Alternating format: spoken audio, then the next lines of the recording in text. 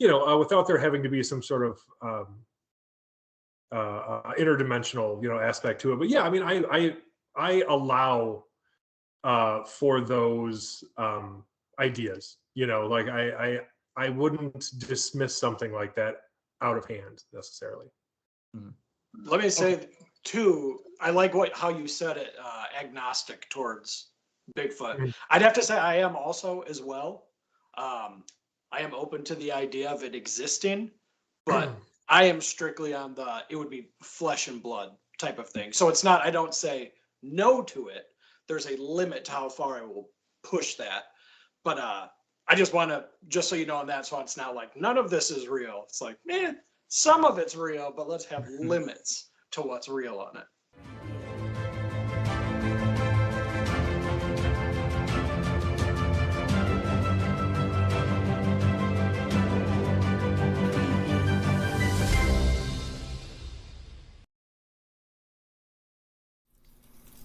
Hello everyone. I'm very pleased today to be presenting the first episode of Voices of Cryptozoology, which is a debate show that I came up with the idea for in order to try to, I suppose, promote the ability to have discussions with people that we tend to disagree with in cryptozoology, which plagues a lot of cryptozoology social circles as an inability. Today we have on Tobias Wayland and Adam Benedict, who want to discuss the potential for metaphysical explanations for the Sasquatch phenomenon. I want to kind of introduce both of you very properly here. So if you want to start, Adam, tell me a bit about yourself and the work that you do. My name is Adam Benedict. I write and operate for the Pine Barrens Institute. It's a centralized location of Midwest folklore. A lot of the stuff that's not really well known. Typically around the Great Lakes region. I don't really throw my hat into my personal beliefs on it, whether it's real or not. It's mostly just collecting the stories from the past that people have forgotten about and putting them out there so people can rediscover them again. Yeah, very, very cool. I've read some articles from the Pine Barrens Institute. I was always curious, why call it the Pine Barrens Institute? Specifically, that the whole Jersey Devil sort of thing. What inspired that? It's pretty much, if you take a look at the Jersey Devil, it's one of the most widely recognized and oldest pieces of folklore within the United States. It's very quote unquote homegrown. Like, it is a United States monster, which really branched off, and now it's recognized the world over. But it's also, people believe that it is a real creature, which has led to that kind of crossroads point between folklore and cryptozoology. And that's just kind of in the early days of like when all this was being set up, it's like, oh, that would be a good recognizable thing for people to kind of understand. Like, you've heard of the Jersey Devil, you've heard of the story. That's what it is. It's this as the namesake. But it's Pine Barrens also, they're located, all around the upper part of the United States. There's some in Wisconsin as well. So it does also have links to the state. Very cool. Very cool. Yeah, the Jersey Devil story, I think you make a great point there with the connection between folklore and cryptozoology. It's a prime example of that. Absolutely. Now, we don't just have Adam, we have Tobias Wayland here today. So Tobias, tell us a bit about who you are and the work that you do. Sure. So I am the writer and editor for the Singular Fortean Society. And what we do is a mixture of investigation and journalism, centering specifically on weird subjects. And so you'll note, of course, the word Fortean is in our name. And for anybody not familiar, of course, Charles Fort was an early 20th century collector of weird news stories. And so he'd collect all these weird news stories from all over the world, and he would compile them into these massive volumes. And he would write speculatively about these stories and try to draw connections. And he never really focused in one specific area. One of his most famous quotes, of course, being one measures a circle beginning anywhere. And that is to say, by studying and understanding one aspect of the paranormal, you could understand something about all of it. And so that is the approach that we take, not necessarily specializing in any particular area, but trying to recognize the commonalities that exist and learn what we can about these phenomena holistically. Hmm. Yeah, and again, much like the Pine Barrens Institute, very valuable resource, I would say. So for anybody listening, I highly recommend both of the platforms these guys are on because they're really great. I've gotten a lot of my information from both of them. So, which is kind of interesting because I think that in terms of our discussion today, that sort of historical and holistic view are really kind of important because it's a big part, I think, of what forms opinions like this, I would say. So the debate today is essentially on, what room is there, what amount of potential is there for, we would say, I guess, kind of hypothetical identities of the Sasquatch. And to kind of lay that out, I want to make clear first, again, just to kind of lay a groundwork here, and we'll take turns on this. What are your views on the Sasquatch phenomenon itself? I would like to hear that. So let's have Adam. What do you think? When it comes to Sasquatch or Bigfoot or whatever term you want to give to it, I keep an open mind on it. I'm not one to just outright dismiss a claim of something, especially one that's grounded in hundreds of years of information behind it. Whether that information is factual, I can't say, but it has been documented. The subject matter has been documented for hundreds of years. With that said, though, I lean more towards the fact that if this thing is real, it would have to exist in the camp of a flesh and blood thing like everything else around it. And because of that, it would have to follow certain rules in which everything else does, but it seems not to be living up to that point as everything else does. So I kind of take this stance of one foot in the boat, 1 foot on the dock. On it could be real, it might no longer be real, or it might not. It may have never been real to begin with. There's not enough information to definitely say yes or no on either camp, but there are limits to how far I believe you can take that. So I'd say I'd rest firmly in the camp of, if it exists, it would have to be a flesh and blood animal, and kind of follow the rules that everything else here has to follow as well. And how does your perspective differ from that, Tobias? Well, I can start with sort of where maybe it's similar and work from there.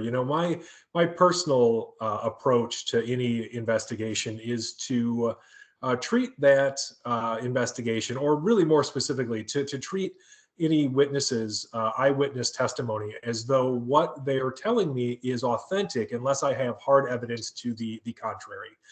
And doing that, it opens a lot of doors, because I've received some interesting sighting reports over the past several years, and they don't all they don't even most lend themselves very well to materialist explanations, honestly. And so where that's led me is, specifically on the subject of Bigfoot, I think that an undiscovered hominid species is one possibility. I think that the nature of some of the testimony that we have received sort of speaks to the possibility of other, perhaps stranger possibilities as well, and there could be some sort of combination, if I can just get weird for a second, like, let's say it was a flesh and blood creature that manipulated space-time in a way that is seemingly impossible to us, but once we had discovered how they did it, would just seem like normal science. Or there could be some even stranger possibility. You hear people talk about Bigfoot as a ghost, or immaterial being that exists as more of a spirit or a thought form, or something that just sort of exists entirely on sort of the level or in the realm of consciousness. And all of these things are hypotheses that I'm willing to entertain at this point, because quite frankly, you might as well. We have so little to go on outside of eyewitness testimony to support any particular hypothesis for what people are seeing, that I find myself hard pressed to really put the full weight of my credibility behind any of them. Mm-hmm. Very interesting.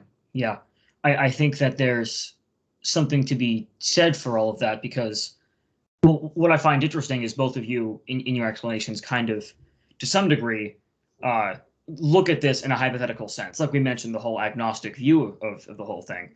So one question that I'd like to ask before we get into the kind of meat and potatoes of this discussion is, why bother with this question in the first place? And I'll let either one of you go first for that one. I honestly think there's a certain point in time when a question has existed for so long that it's physically impossible to remove it from the public consciousness. Any example could be like, look at the Moai of Easter Island. For the longest time, that was a major mystery in people's mind. They needed to solve it. They needed to. Same thing with the pyramids. Take Roswell, for example, or even back in the day, when they needed to know where the beginning of the Nile originated from. It's these questions that like they dig themselves in to the public's I guess mainframe. Everyone's on the same panel. It's like, we need to solve this. And the more people bring it up of how it has not been solved yet, the more it's going to become a major issue. Like, why are we not focusing more on this thing? So whether or not the outcome is positive or negative, I don't think matters. It's just people want to know what's behind the mystery. And then once you get behind the mystery, then you move on to the next one. Going back to the Moai, once we figured out, or came to a, relatively agreed upon outcome of this is what happened, this is how they did it, this is, the end result, people are like, okay, we can accept that. And now that beginning and end is, a chapter in the world mystery book, and then we went on to something else. And it's just that human drive to, when you come across something you don't know about, you have to figure it out before you can move on to something. And I think Bigfoot is firmly planted in that mystery camp. What about you, Tobias? Yeah, sure, definitely. I think that Bigfoot certainly occupies a place in our cultural zeitgeist. I mean, specifically in the United States, but certainly other places as well. And it does represent a particularly, I think, engaging mystery, in that it's something that isn't out there. It's something that is reputedly very, very close to us. People will often report seeing hairy humanoids in the suburbs of cities and things. It's not necessarily something that you have to go all the way into the deep redwood forests on the West Coast or something to go see. For me personally, why I'm interested is sort of the same reason that I'm interested in any of this stuff, really. And that's because people are reporting it. And one of the big impetuses for me in engaging with these topics in the first place is because I know what it is to be an experiencer, and I want to help people try to understand their own experiences. And in lieu of that, if I'm not able to, then I at least want them to have that catharsis that comes with being heard by somebody who's not going to laugh at them. Mm-hmm. Yeah, I get the impression of that a lot from my interactions with you, because I had you on my podcast around a year ago as well. but also from your writings. You have a great emphasis on that. So I'll kind of use that to segue into the main points of the discussion here. And I'll start with you, Tobias. What is it that expands your perspective to the expansion that it's at? So to include the possibilities that you include for yourself for what Bigfoot may be, if it is a real thing that is being experienced, what is it about the things that you've worked with, the people you've talked with, that convinces you that that's a proper expanse? Sure. So again, like we are assuming that there is something objectively true about the Bigfoot mystery, in that there is some sort of creature or entity behind it. And so assuming that is true, then sort of where I start with that is the lack of physical evidence, frankly. You would imagine that it would be more prevalent, especially considering where people claim to see these creatures. Considering the lack of skeletal remains, or if they have a culture and some sort of society, there isn't much evidence. I mean, yeah, there are teepees out in the woods and things, and almost anybody could make those, but there doesn't seem to be much in the way of solid physical evidence. And what we have is often baffling. Like, for instance, footprints, right?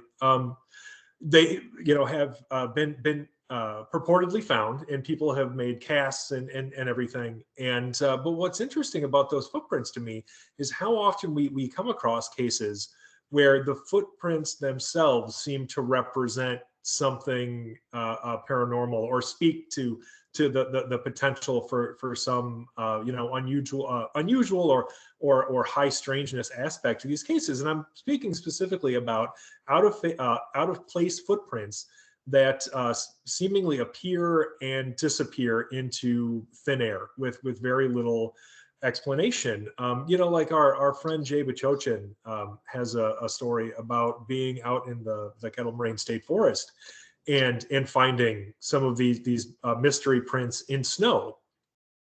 And it frankly is baffling how they could exist in the way that they exist in his testimony.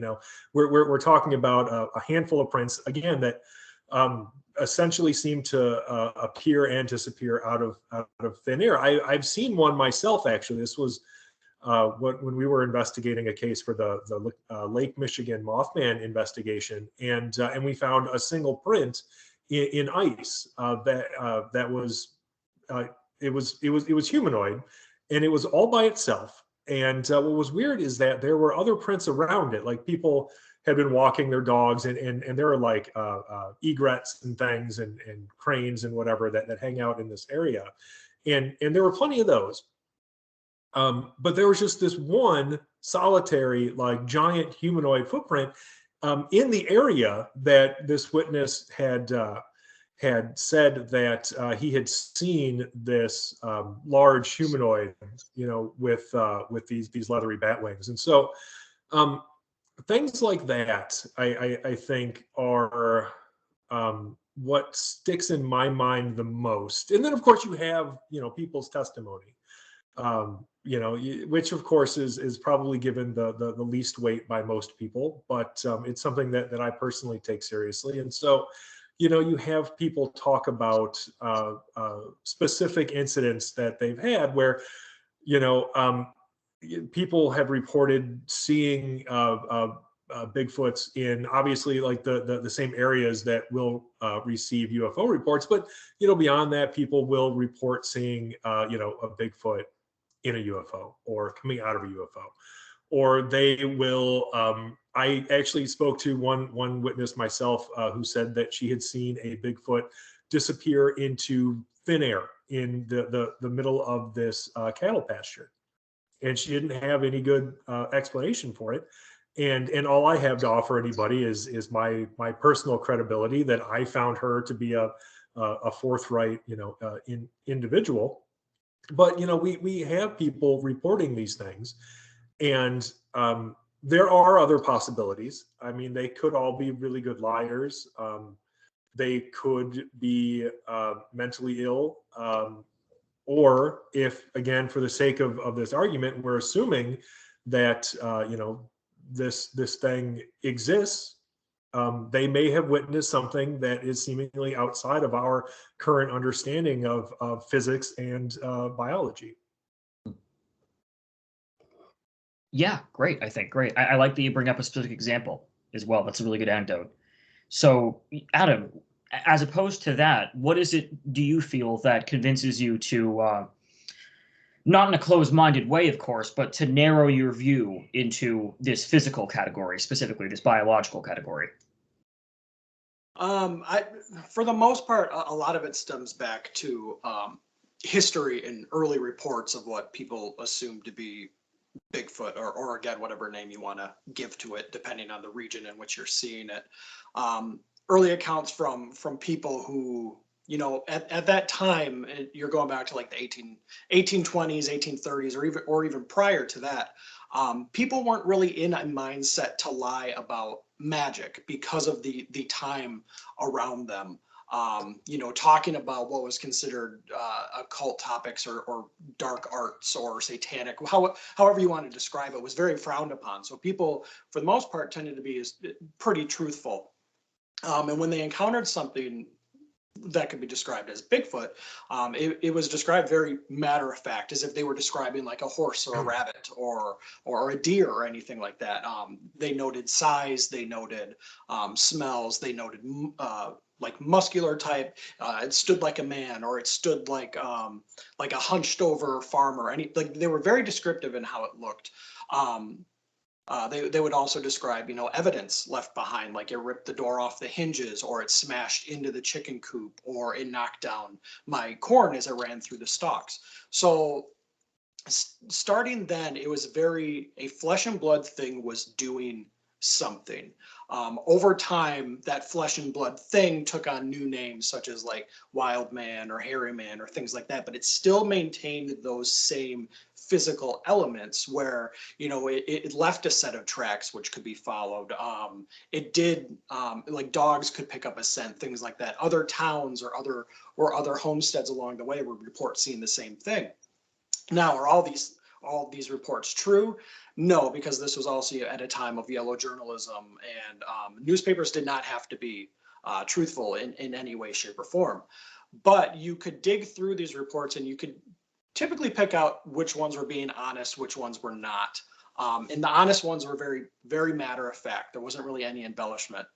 That physical aspect continued on. Up until modern times, it was still something living, something that could be seen, something that could be felt if people got close to it, something that could be smelled, anything like that continued. And then sometime around like the 60s and 70s, it started taking on this, oh, well, it can also do this type of a thing. It can also do that. It's funny because none of that was ever reported before. If this thing had the ability to do things outside of the scope of normal, animals or creatures or people around it, then that should have been brought up long before, a specific set point in time. So that gives me pause right there that something is being misconstrued. When it comes to people saying that, oh, it's this height. That's also something that has greatly increased in size as the years went by, because in the beginning these things were described as being like 5 feet, 6 foot, maybe topping out at 7 foot, and that's well within the range of what normal human beings can grow to. The tallest recorded human being on record in modern times was Robert Wadlow, who clocked in at 8'11". And you see what the physical torment, quote unquote, he was in. So when people start saying, oh, now these things can get this big, this big, this big, but they don't suffer any of the same effects that any other large things, that's kind of like it's starting to grow outside of what was actually reported, and it's changing into something to become more monstrous. Whether to fit some sort of narrative or whatever, I don't know. But there's a definite shift in believability to, I guess, just disbelief in general. Now, not saying that, there might be a one-off like Wadlow, who, he was a one-off of what people were used to seeing. Someone could have seen something like that at one point. And then other people were like, hey, that sounds good. Let's say that I saw this one too. It might have been 6 foot, but I'm going to say it's 8 foot because this person in this town saw an 8 foot one. I'm not saying that's what happened. Could be a possibility. But I don't know. But me personally, the historical evidence of it takes a hard left turn when it was sticking to a pretty solid path of something. And then all of a sudden it just changes. So that's where I start thinking that something is kind of fishy here, and I can't get on track of which way it went.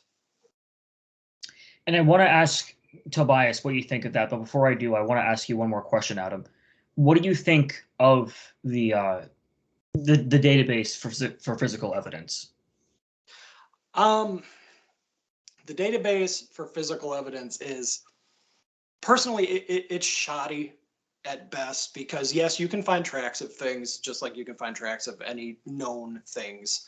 You could find a trail here or there. You could find, random clumps of hair, and you can do the classic, well, have you never seen a bear skeleton, or you've never seen this type of skeleton in the wild? So all of that could be, applied to this thing too, where the evidence is scant. But yes, depending on the area you're looking, it may be very difficult to find evidence. Not saying that people never will find evidence. You might have to be very quick on it, because as we all know, the elements in nature can wash away evidence fairly quickly. It can also change evidence of what we know. A normal human-sized footprint left out in the exposed environment, like in wet mud, can slowly grow over time, or a footprint in snow can slowly grow over time too. So things like that can change. Physical evidence needs to be scrutinized very closely. But the modern physical evidence we have, I don't think really holds up to that standard at which it should be. But I'm not saying that physical evidence can't be found. Mm-hmm. So on the state of physical evidence as it is, you two seem to agree on that, I would say, if that's a proper statement to make, I suppose. So, Tobias, what do you think of the points that Adam raised here? Sure. Well, I think that he makes some good points, and he's right, of course, about tracks and that kind of physical evidence, and the ways that it needs to be examined, because it is something that can distort quite naturally, and if you don't know what you're looking at, it's easy to be fooled. But I guess to speak to the difference between historical and modern sightings, I mean, there are some difficulties intrinsic to evaluation of historical sightings. And so at a certain point, you sort of have to ask yourself, okay, am I going to give historical sightings more weight than a modern sighting, where I can speak to the witness, and maybe they have photographs of footprints, or a cast of a footprint or something, and they can actually talk to me and walk me through their sighting, as opposed to 19th century newspaper clippings or something that we just don't have the ability, honestly, to follow up on very, very well. And I don't know, because a lot of the unusual phenomena that I am aware of when it comes to things like a Bigfoot really seems to involve, first and foremost, the ability to seemingly appear and disappear at will. And that's one of those things where I don't know how that would necessarily have to make it into the historical record. I think that, if somebody was like, "Hey, I saw this monster or whatever, this wood ape, or this wild man of the woods, and he took off running, and maybe he disappeared, maybe he didn't, but we don't always get the end of that story." And it's in that case, I think that absence of evidence isn't necessarily evidence of absence. It's not as though what some people are describing in modern sightings couldn't have happened. It wasn't necessarily recorded for some reason, but it's not impossible. And Adam makes another good point about the size discrepancies, and I have to wonder if the reason for that isn't that if you look at a lot of historical sightings, I think what you see are people who are more used to being out in nature, and maybe they're better able to gauge the size of an animal if they see it, as opposed to modern day where maybe people are less able to do that, and so they have a tendency not to exaggerate on purpose, but because when they're hyper focused on this thing that's busy scaring the crap out of them, it has a tendency to make that thing seem exaggerated in size to the human mind, and they just can't compensate for it. So they're like, yeah, it was like 9 feet tall. I don't know. It was huge. So yeah, I mean, I think that that could explain, some of like I said, the discrepancies between historical sightings and modern day. Mm-hmm. Yeah, it's interesting. Adam, what do you think of those potential problems with the physical analysis? Could you? Yeah, let me rephrase that. The points that Tobias has brought up, I think are interesting in terms of analyzing historical evidence as opposed to talking to an eyewitness who you can actually go to and talk to. Maybe this just happened 2 weeks ago, or at least it was conceived of 2 weeks ago, let's say. So what would you say to the point about comparing analysis of historical anecdotes compared to the analysis of modern anecdotes and what that says for your perspective? Okay, I get where you're going. Basically, what the problem I have, and I shouldn't really say it's a problem because that kind of makes it sound like, oh, everyone who's reporting something nowadays, is wrong. That's not what I'm going off of here. But the problem I have with modern sightings is a lot of them come from people who are very into Bigfoot to begin with. And because of that, a lot of those people flock to programs or books or movies that are specifically designed for those types of individuals, the people who really like Bigfoot. Because of that, you're looking at the reality shows that are produced a dime a dozen, and where they bring people in who they state are experts or they state are the authority on the subject matter. But the problem is there's no set guidelines in which to pull your research or your evidence from. So these people are allowed to create or claim anything they want regarding these creatures that they're looking for. So, if someone sees on TV, a guy on the screen or a woman on the screen with the title expert or professor or anything is, because they don't have to actually have those qualifications. They can just call themselves that. And these shows will show that.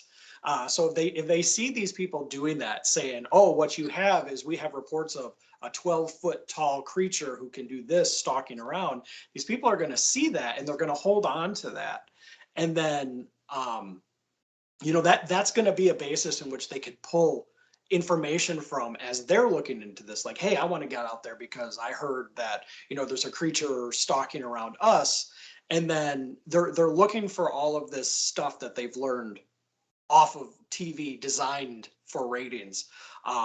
And then when they catch something that reminds them or they heard on the show, they're like, that's proof. That's proof right there, because this tree break that's 15 feet up in the air, this guy on TV said that no animal can do this except a Bigfoot or a Sasquatch. So this has to be proof.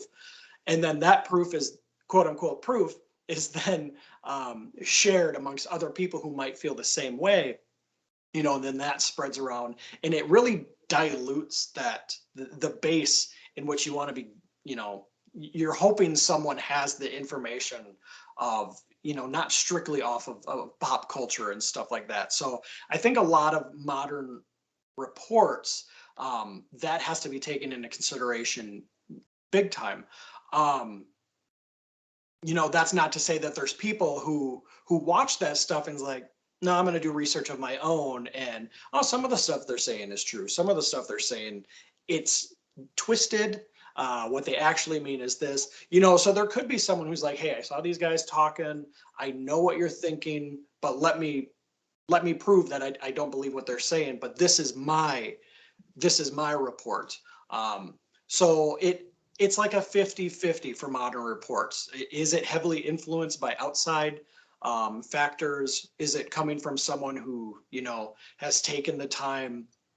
That's one of the big things about modern reports. And, that goes back to historical reports. They didn't have any of that influence. They didn't have any of that. There was some guy who came to town and said that there's a 13-foot tall creature in my backyard, and that's what all these things are. So, but again, I'm not putting all my trust in, the historical reports. I'm just saying it sounds more believable coming from people who lived off the land, who interacted with it on a daily basis, rather than people who might venture out into the woods, on the weekend because someone invited them to go Bigfooting. But yeah, it's very difficult. Modern reports and encounters and sightings, and yeah. Right. So I think that's a good way to kind of open discussion up a bit further. Tobias, what are some questions that you might want to ask Adam in terms of the counterpoints that he's now raised? Well, okay. First of all, I have some thoughts. So, like, the idea that people prior to the 20th century didn't have folklore and legends that colored their perspective when they were in encountering things, that's just not true, and we know that's not true. We can look at like fairy lore is a great example of that. There are any number of instances that we can look at historically that show how folklore has spread within cultures, and so there's really nothing to tell us that there wasn't any folklore at that time, sort of being spread specifically about wild men in the woods. People read newspapers. They would see these reports, and certainly I think it would color their perception, in terms of trying to process and understand their experience if they had one. So that's a thing that's always happened to humans forever. I can say I do agree with that. I'm not going to say that there was no influence of folklore and stories from surrounding areas, Sure. But it wasn't as direct and constantly changing as it is today, Okay. where like it evolved. Now it's doing this, and now we now have a new offshoot. Typically, the folklore of the time was very repetitive. Like the story was, if it was a family story, that family story remained Right. and kept getting passed down and down and down. But Sure. I do agree with you. I do agree with you on that point. Yeah, it's things are much more fluid now. Obviously, we have ways to communicate that our ancestors couldn't even imagine. Television, obviously, the internet. That's been a whole thing in terms of how people report sightings and how information is spread. That's something I think that we all as researchers and investigators and things are constantly trying to combat, is just the never-ending stream of misinformation that comes through the internet. It's a real issue, and I'm not going to pretend like it isn't. But I guess in terms of questions for Adam, I mean, well, for instance, I guess the big one would be, now, given the experiences that you've had while out in investigating, we could use the Kettle Moraine State Forest as an example. This is an area known for having reputed dogman and Bigfoot sightings, but at the same time, we've experienced and documented some potentially paranormal things in this close geographic area. So how do you reconcile the geographic proximity of those phenomena? Now, correlation doesn't necessarily have to prove causation, and we all know that. But is there anything about that area specifically that makes you question whether or not Bigfoot has to be this undiscovered, otherwise mundane biological species? For me personally, I look at it as when you go into an area such as like the Kettle Moraine, for people who don't know, the Kettle Moraine is a series of like deep valleys in what are called kettles, when the glaciers receded from Wisconsin, and it carved out. So it left a lot of sediment behind. It pulled up a lot of mineral deposits, all of that. So there's a long held belief that, possibly a lot of these deposits and, this changing earth could have an effect on the energies around it, depending on what sort of path of belief you want to go down. So there is a lot of, stories involving situations like that. So personally, for me, going into an area like that, knowing the history around it, the geographical history of it, I don't think that, we're going out looking for what would be a Bigfoot. It would be, we're going out to look at phenomena which is said to occur around places like this. I don't think, we're going to be going down a trail and there's going to be a 6 or 7 foot tall, hairy thing standing out there. I don't think that's a possibility. What we might find, is that sense of dread or eeriness or, unexplained lights, things like that, things that don't have a physical form or can manifest in different ways. I'm not saying those things don't exist. That's the mindset I'm in when we go there, because I don't think that a creature, as it's been described, the size, the weight, how it moves and how it's able to like hide itself and, all these different things. I don't think a physical creature could exist in a place like that. So I don't even think we're looking for anything like that or hoping to encounter anything like that. This is something entirely different, shifted away from that specific thing, which would be Bigfoot, if that makes sense. Well, I mean, I guess, how would you explain people's sightings of Bigfoot or Dogman in that area specifically then?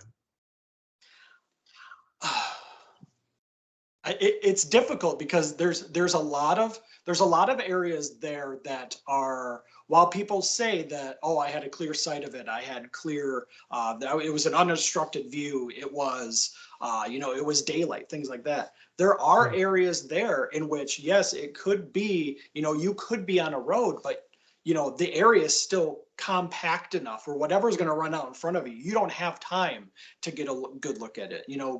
We've seen deer that have been standing, right there off trail, and unless you're scanning around, you're not going to see them. And if they bolt in front of you, you're taken back by it. And if you have a deer run out in front of you, they're large. And it comes back to that thing again where people are like, oh, there's a lot of Bigfoot activity here, and you see a big brown hairy thing run out in front of you, your mind could instantly go to, oh, that's right, someone just told me that there was a Bigfoot seen around here. When we were out there one time, we had the coyotes that were very close by, and following down in a kettle. We could not see them. We could not get a good position on where they were at, but we could hear them. We could hear them through the brush. We could hear them, in pretty close proximity, and not knowing what that was, that could easily be mistaken as something very large is stalking around behind us rather than multiple smaller things moving in one direction, creating the illusion of something large. So I feel that a lot of that could be the result of misidentification from people who have been given information from others and happen to see something at a quick glance. Because just like you said earlier, you have people who aren't very experienced out in these areas, and it looked to be 9 feet when in fact, it might have only stood 5 foot at the shoulder of it, if it's a deer quickly bounding across the road, or if it's a buck much larger than that, say at night. Depending on which way it's going, if it's going right into the brush in the woods and you're only catching it from the backside, you don't see the rest that's in front of it. You just see the massive behind of it bounding up over the bank, and then it's gone. So I truly feel a good amount of these reported sightings are probably misidentification, but that's not to say there could have at one time, because there are some pretty good accounts of people who have not had a moment's glance at something, but they physically watched something, and that could be a result of something, a physical creature passing through the area, making its way somewhere else, not necessarily residing in that area, but just that's the path it's taken to get to its next destination. I don't know. Sure. So but like I don't think any a migratory creature. Exactly. But I don't think anything could call that specific region home. There's too many roads. There's too many houses scattered about within these little areas. I don't think it's the ideal place for a creature to dwell. Do you have a question that you'd want to ask Tobias, Adam, about his perspective? Yeah. So when people come to you and say, hey, I saw this thing and it vanished right in front of me and I can't explain it. I saw it for just a moment and it was gone, but I know 100% that it was real. How can you tell them, that what you may have, it may not have been as if you thought it was, in that moment, you said it was like 5 seconds, but it could have been just a quick glance. How do you tell someone that the area you're leaning might not be the direction that actually happened? So are you asking like how I might let someone down gently if I think they've misidentified something? Yeah. Oh, sure. I mean, that's come up before. Now it's not Bigfoot related, but this is a really good example of having to do of having to do that. And this was part of the Lake Michigan Mothman investigation, the Pilsen sighting of May 2018. So there's a gentleman bicycling to work, and he had a GoPro camera on his bike helmet, and he saw these people staring at this thing in the sky, and he looks up and he sees what he later described to me as either a man in a wingsuit or a giant bat. And he followed it around with this camera on his helmet, and he took as much footage as possible. And he was very forthcoming with his footage. Sent us like the original SD card that it was on and everything. And with his help, we were able to locate the creature in this footage and blew it up in Photoshop, so we could get a better look at it. And it was a bird. It was 100% a bird, inarguable, like beyond a shadow of a doubt. But this guy, he wasn't lying. He wasn't trying to fool us. He really thought that that's what he was looking at. And so really all I could do was explain to him what I thought it was and why I thought that's what it was. And one of the things that I did to help illustrate that point was I sent him some some photographs of great blue herons in flight. And I think that's probably what he saw, in fact, because the silhouette was so similar. That along with other circumstantial evidence that would lead me to that conclusion. And he was okay with it. He didn't want to believe it at first, but I wasn't going to push him. I just said, this is what I think based on the evidence that we have.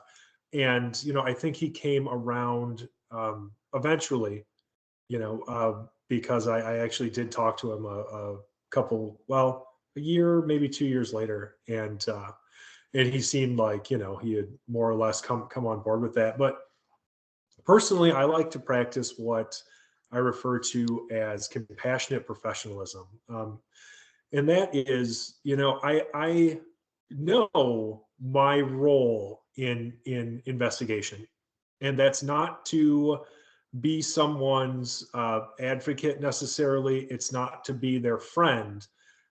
It's to objectively evaluate the evidence in front of me, which includes their testimony.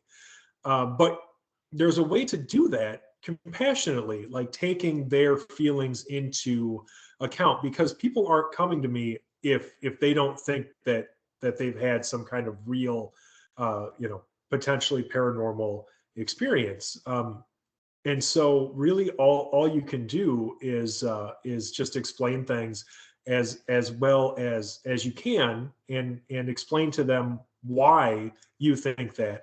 But most importantly, you have to make sure that you are taking into consideration their perspective. You have to take their opinion seriously.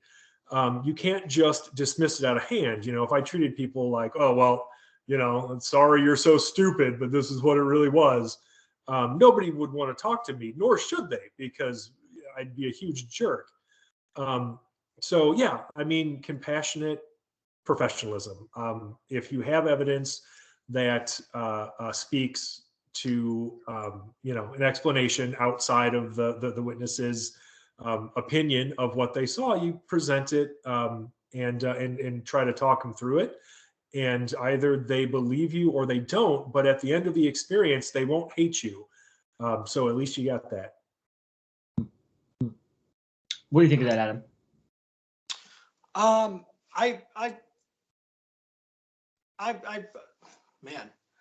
What's the right word I'm looking for? I respect that. I respect that approach to it. I think I'd have a hard time though. Me personally, if I was in the situation, if someone came to me, and you could tell instantly that their mind was made up already. I saw this thing, it vanished. I saw it walk into a portal. I saw it, it talked to me in my mind.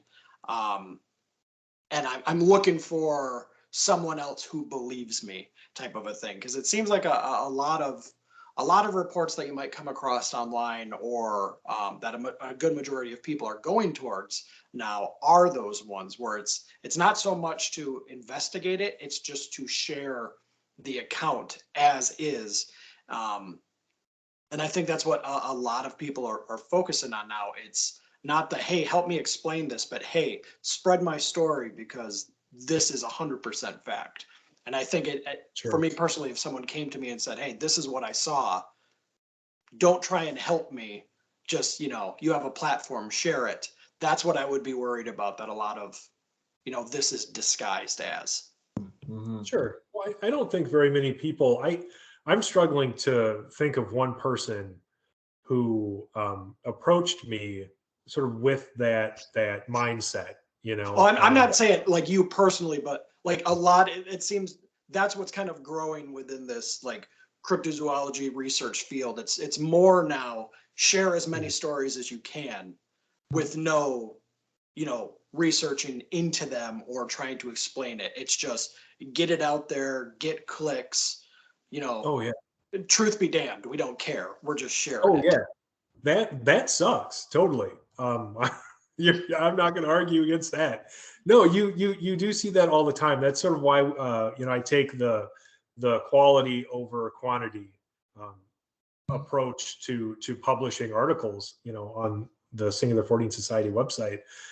Because yeah, like if you don't care what kind of BS you're putting out there, because you just want to churn out content. I mean, there's no way that people have time to properly investigate everything that they share under that model of content creation, of just churning it out as quickly as possible. You just can't do it. And so yeah, it's a big problem. Me personally, as far as witnesses and their beliefs go, again, just to go back to my overall approach to investigation as far as the treatment of a witness is concerned. Again, I'm always going to approach their investigation as though what they're telling me is authentic, unless I know otherwise because of good evidence to the contrary. So a lot of the time, I end up not being able to explain something. And at that point, I'll say, well, I can't necessarily tell you what this is, but I can tell you what it's not. I was able to rule out, X, Y, and Z. And that leaves you with a number of possibilities. Believe whatever you want, frankly. And then maybe I can walk them through people who have had similar experiences and talk about some of the more popular hypotheses behind those experiences once they remain unexplained. But really at no point in the process do I ever say, no matter what, I believe you. It's always, no matter what, I'm going to take you seriously. And people really appreciate that, at least the kind of people who come to me. They do seem to appreciate that. And most of the witnesses with whom I've spoken never really seem to have an expectation of me doing anything more than that. It was never, oh no, you have to believe that, specifically this hypothesis, it was like I was abducted by reptilians, and that's the only possible explanation, and they're here specifically to infiltrate world government, and so on and so forth. Maybe I'm just lucky. Maybe people see our website and go, well, these people aren't my people, so they just don't come to us to report their sightings. But yeah, I have been fortunate to not get very much of that at all. What I find interesting is that both of you seem to have the perspectives that you have are derived, let's say, from your maybe we'll say conclusions or your own outlooks on eyewitness testimony, whether that's in a historical context or a modern context. And I want to ask, before I kind of try to wrap things up, because I know we're on a bit of a time restraint for about an hour or so. We've talked a bit about the physical evidence and how it's lacking in many areas. Do you think that your focus on eyewitness testimony is a consequence of that to some degree? Yeah, I mean, I think that's exactly it. For a lot of this stuff, it feels like we don't necessarily have the means to study it properly, and so what we're left with is eyewitness testimony. Certainly, if I had something else to work with, yeah, that would be great. But yeah, no, I mean that's exactly it. Although I will say, even with more physical evidence, I still think that there's value in human experiences, and that is something that I would be interested in, regardless. Just as a person, as a writer, frankly. But yeah, I think, of course, just industry wide, people focus specifically on eyewitness testimony, because I mean, yeah, what else do we have, really? Mm-hmm. In most cases. Oh, sorry, go on. Oh no, I was just gonna say in most cases, it's not as though there isn't any. There's plenty of interesting, photos and videos of UFOs and footprints for Bigfoot and so on and so forth. But by and large, we have, eyewitness testimony. What do you think of that, Adam? Yeah, we need more evidence. A lot of the people say, well, the evidence we have is that's the end all. You can't fake this evidence that we have. You can't even begin to believe that someone would go out there and try and hoax a 2-mile set of tracks and things like that. But the people who say that is you're seriously underestimating the willingness of some people to pull a joke over on others. A lot of people throw around the whole, oh, well, these have dermal ridges, this has a mid-tarsal break, people can create those. They have the means now, whether personal effects or 3D printing and anything like that. I'm not saying that those are exclusively how they would do it, but the average person now has the availability to anything that would allow them to create a hoax on a grand scale just for the hell of it, because they want to. So a lot of the evidence that people say this is good enough, it's not good enough. A lot of the evidence that people gather and they hold on to themselves are like, no, I'm not going to send this off for testing because they'll lose it, or I fear that they'll break it or something like that. A lot of that is because they don't want to actually get the results, because a lot of this evidence that is sent out is, no, this hair you have, this is deer, this is raccoon, this is things like that. So, the evidence that people say is the best we have isn't good enough. And the evidence that people are holding on to themselves because they say it would change the game, or, it's too good. It's typically nothing. So until someone has the evidence of, here's a piece of evidence I found, I will take you to the spot, I want this studied. And when they come back and they say, we can't figure what this is something, until that day comes, it's like, I don't think there's really any piece of evidence thus far that could shift this around. And it seems like because of that, it's almost people know that that's why it is going heavily towards eyewitness stories. And here's a photograph I have, and here, let me circle it with a red circle so you can see the area you're supposed to be looking, type of thing. That's like the evidence now.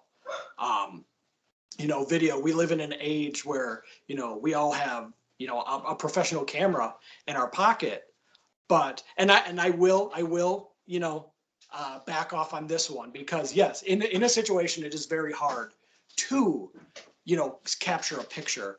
But what I'm talking about is the people who make it a point to go out there all the time and set up, and this is a hotspot area. I have pictures of these things. I have video that would rock the scientific world. Share it. Share the video. Share the photos. No, I can't. It's like, well, then you can't be taken seriously. I'm sorry, you can't. And we're at that weird spot where you're passing off evidence that can be hoaxed. You're passing off evidence that is knowingly, disproved, or you're not willing to give up your evidence because it will, kind of quote unquote knock you down a peg in what you believe, and you don't want to hit that kind of rejection. That's how I feel about it. Right. So I don't mean to drag this out too much, but I have a question that I am dying to ask Tobias specifically, because this one's always interesting to me when thinking of the more we'll say supernatural or paranormal angles on Bigfoot, whether or not it exists, for one thing, and whether or not it is one of these things. There is a resemblance visually between descriptions of Bigfoot and, let's say, the great apes or even humans. If it is something that is not in the animal kingdom, and that's a big if, none of us are saying that it is that, but it's an if.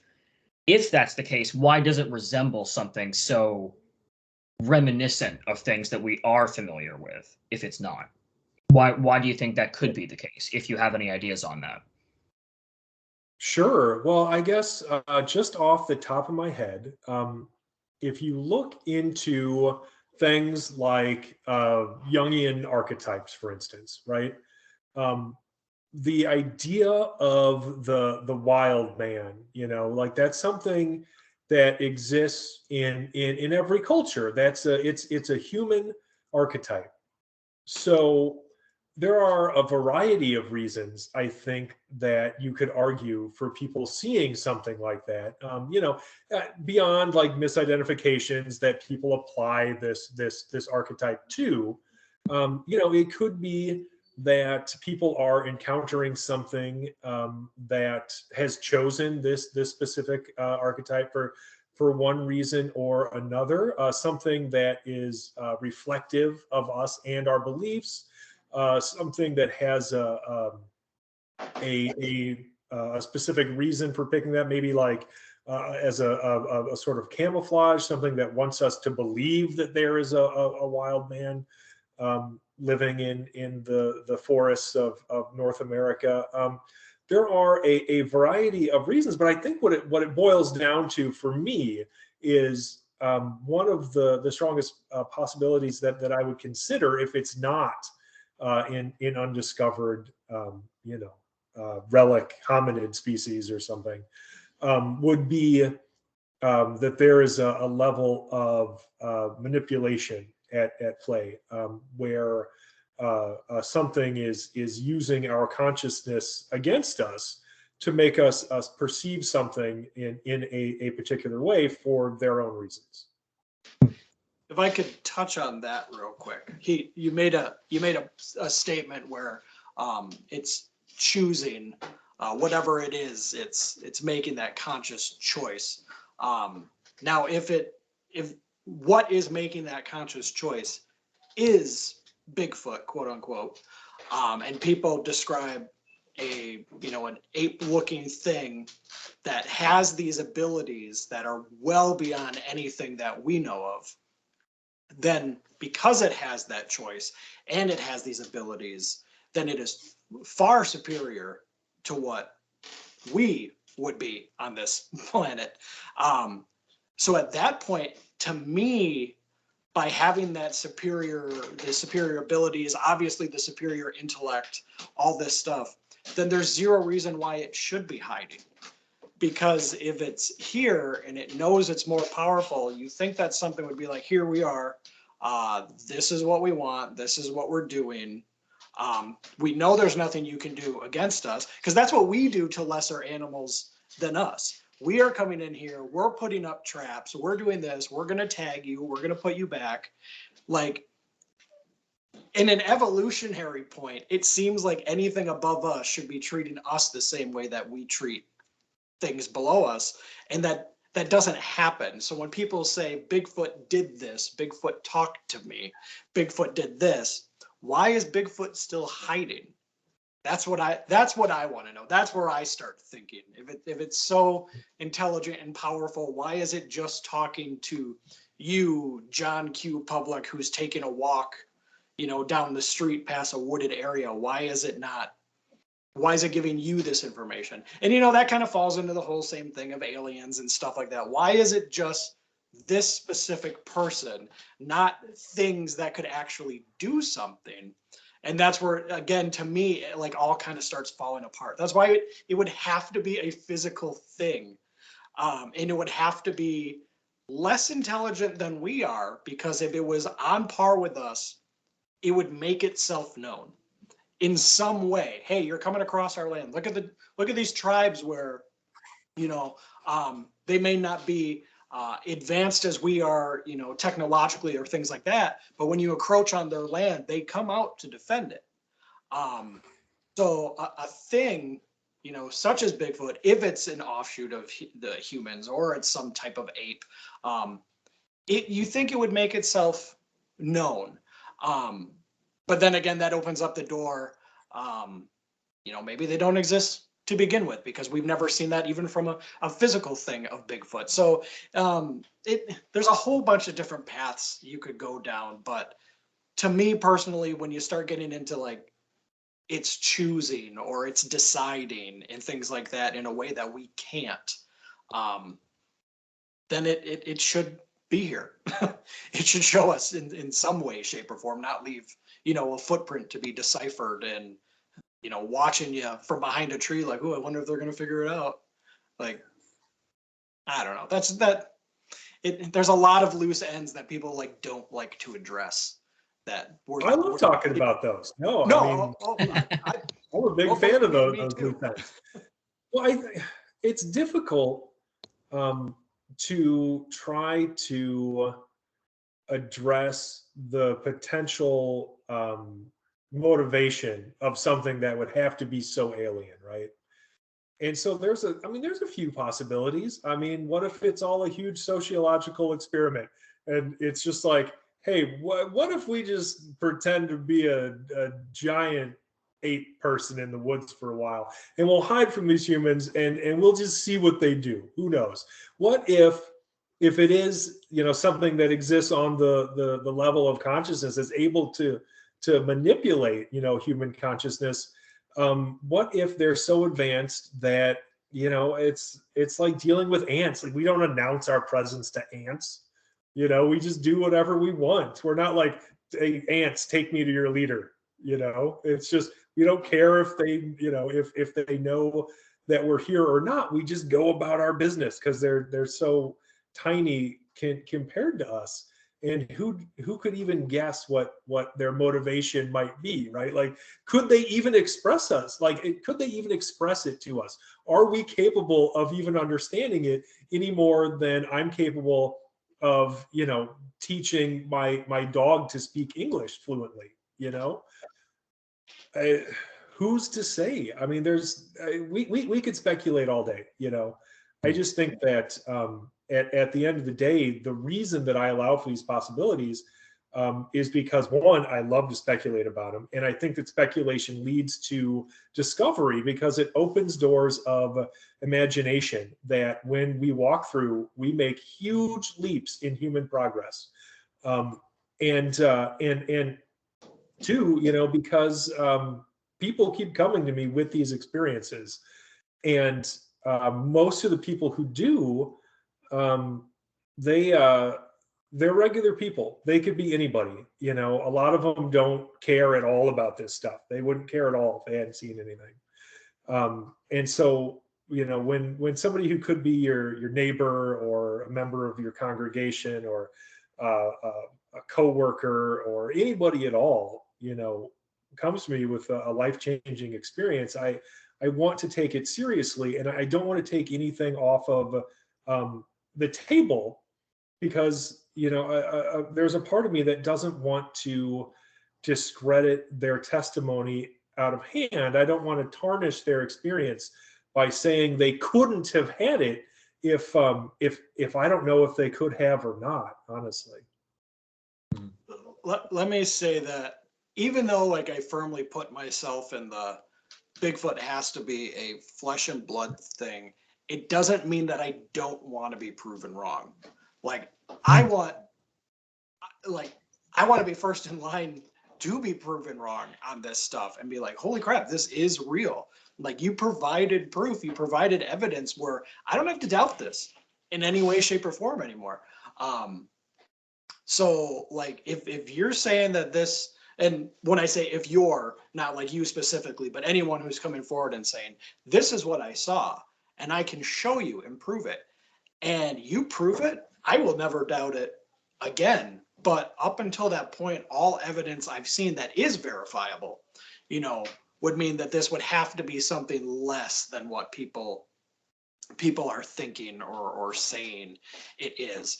And that brings up the conversation that maybe we should retire the word Bigfoot to anything other than a flesh and blood thing and create a different word, because it might come down to people are just getting confused.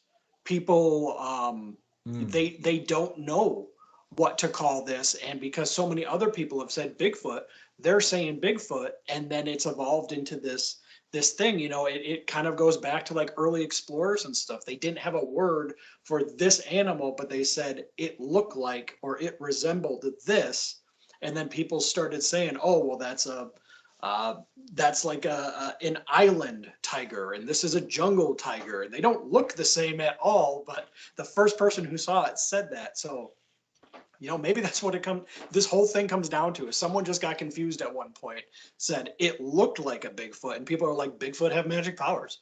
Bigfoot can do these things, and it's gotten way out of hand. Sure. It's funny. What if? Oh, sorry. Sorry, I want to throw in a quick anecdote that I think helps contextualize what Adam just said.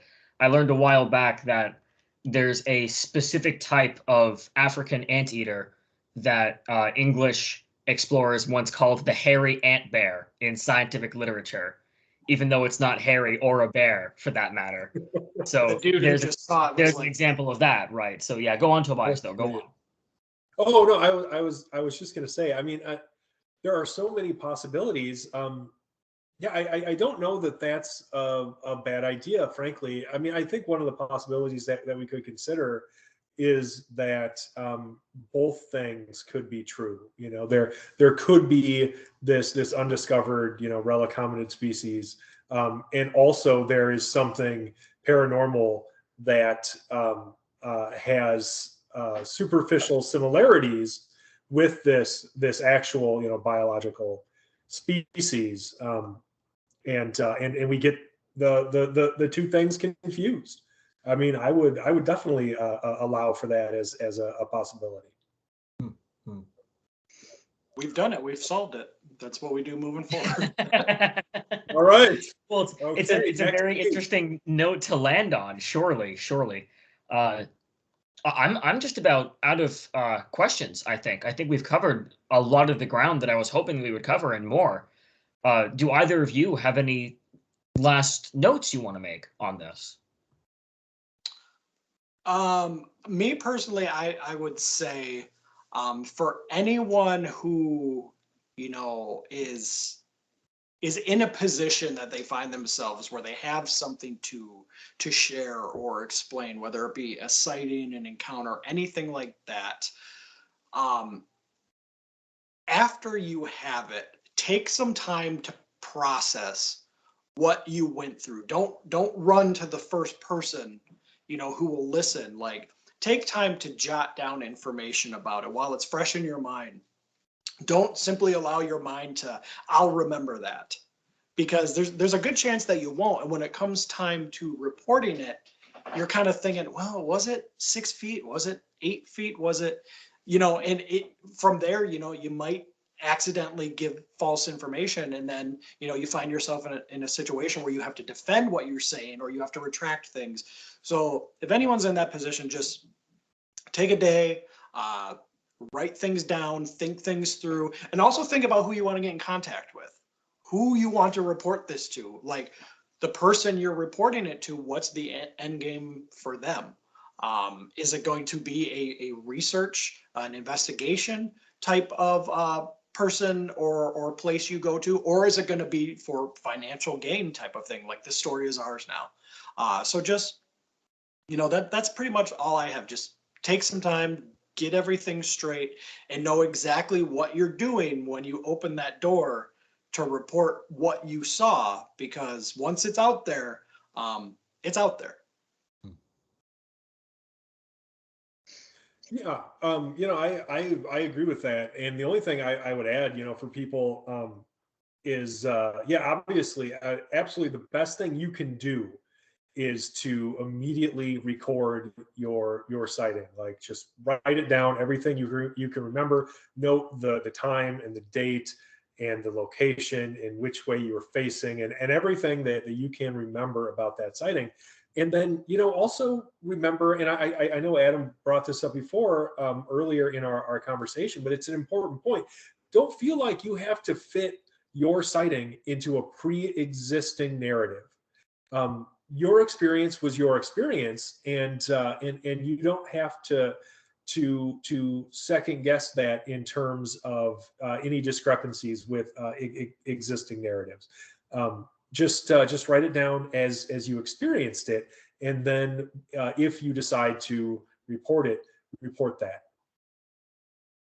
Also, one final thing, reality television plays fast and loose with facts and historical information and all of that.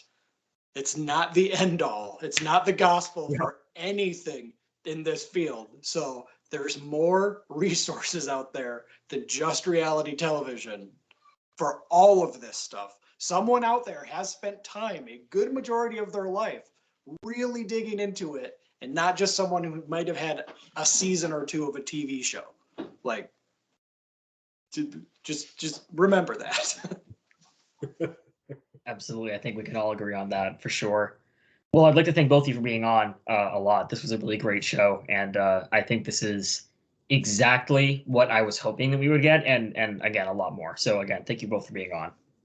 Thank you. Thank you. Always a pleasure.